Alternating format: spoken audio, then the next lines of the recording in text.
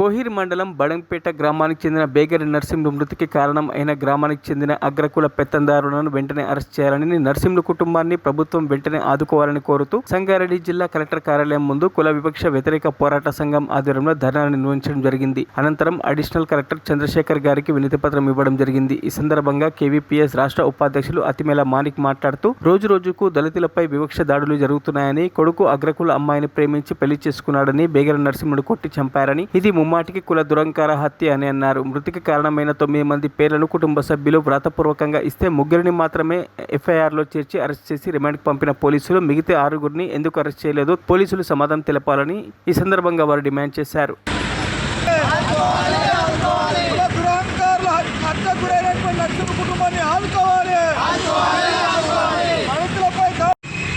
సంగారెడ్డి జిల్లాలోని కోయిల్ మండలం బడంపేట గ్రామానికి చెందినటువంటి బేగర్ నర్సింహులు అనేటటువంటి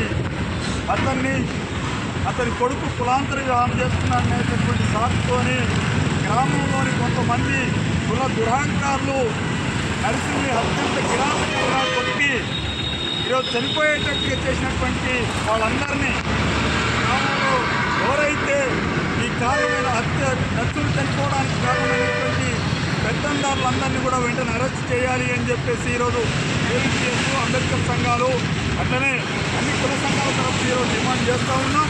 చాలా దుర్మార్గమైనటువంటి ఘటన. ఈరోజు సమాజంలో ఈరోజు కులం లేదనేటటువంటి వాళ్లకు ఈ ఘటనే కన్విక్కి జరిగేటటువంటి పరిస్థితిలో ఉంది. ఈ ఘటన ఈరోజు 1వ తేదీ నాడు కులాంతర వివాహం ప్రేమించి పెళ్లి చేసుకొని కులాంతరం వివాహం చేసుకున్నాననేటటువంటి సాకుతోని 18వ తేదీ నాడు గ్రామంలో లైట్లను బంద్ చేసి గ్రామం ఊరి చివరను తీసుకొని వచ్చి ఆ నర్సులు అనేటటువంటి ఆయనను అత్యంత కిరాతంగా కొట్టి చెరుకట్ట మీద పడేసిపోతే తెల్లారి వరకు కూడా అక్కడే ఈరోజు సజీవంగానే శవమై ఉన్నటువంటి పరిస్థితి ఉంది. చివరికి ఆ నర్సులను తీసుకొని పోయి ఇక్కడ సంగారెడ్డి హాస్పిటల్. మరిన్ని అప్డేట్స్ కోసం మా ఛానల్ని సబ్స్క్రైబ్ చేయండి.